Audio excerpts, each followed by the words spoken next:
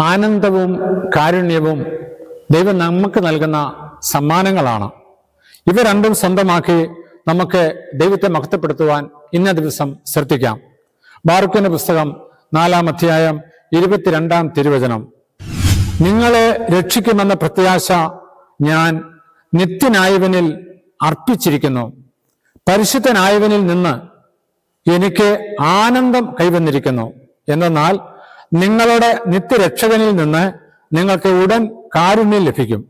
അതെ, അതുകൊണ്ടാണ് ഞാൻ നിങ്ങളോട് പറഞ്ഞത്, ആനന്ദവും കാരുണ്യവും ദൈവത്തിന് സമാനമാണ്.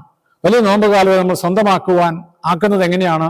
തിരുവചനത്തിലൂടെ, ദൈവത്തിന്റെ സാന്നിധ്യത്തിലൂടെ, അവിടുത്തെ അകമഴിഞ്ഞ ആശീർവാദത്തിലൂടെ. അവിടെ നമുക്ക് അവിടുത്തെ ആശീർവാദം സ്വീകരിക്കാം. ദൈവികാനമേ ആശീർവദിക്കണമേ. നമ്മുടെ കർത്താവ് യേശു മിശിഹായുടെ കൃപയും പിതാവായ ദൈവത്തിന്റെ സ്നേഹവും പരിശുദ്ധാത്മാവിന്റെ സംസർഗവും നമ്മെല്ലാവരും കൂടി ഉണ്ടായിരിക്കട്ടെ, ഇപ്പോഴും എപ്പോഴും എന്നേക്കും. ആമേൻ.